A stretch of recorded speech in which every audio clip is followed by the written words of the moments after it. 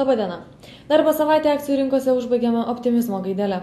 Azijos indeksams pakilus virš 2%, Europos rinkos pasiekė įkandin ir fiksavo teigiamus pokyčius. Rinkas kėlė žinia, kad šiandien JAV svarstys didžiausią banko Citigroup likimą. Banko atstovai tikisi susigrąžinti investuotojų pasitikėjimą. Tokie valdžios sprendimai suteikė lūkesčių, mat rinkos dalyviai jau baiminasi sulaukti dar papildomai prastų žinių apie finansinį sektorių.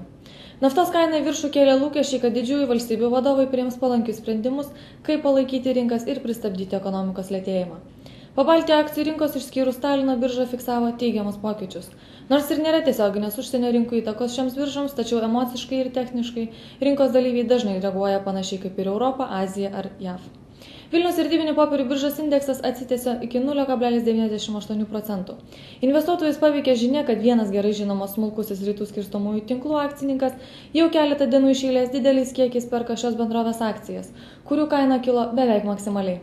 Toks didelis kainos pokytis ir palaikė indekso kopimą į viršų.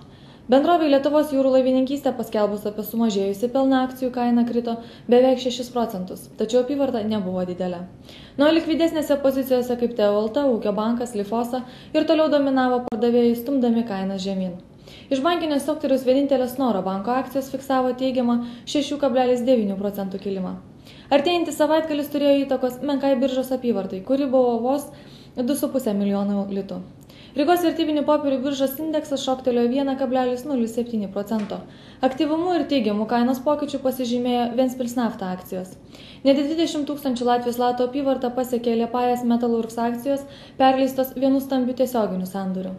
Na, o Talino vertybinių popierių biržos indeksas nepasidavė optimistiniams užsienio rinkų nuotaikoms ir smuko 2,15%. Rinkos dalyviai nerodė ypatingai didelio aktyvumą. Indeksą labiausiai tempė nuo 2 iki 5% kritusios ST Telekom bei Tallink Group akcijos. Nuo azartinių lošimo operatorės Olympic Entertainment Group akcijos smuko beveik 5,5%, tačiau apyvarta šioje pozicijoje buvo menka.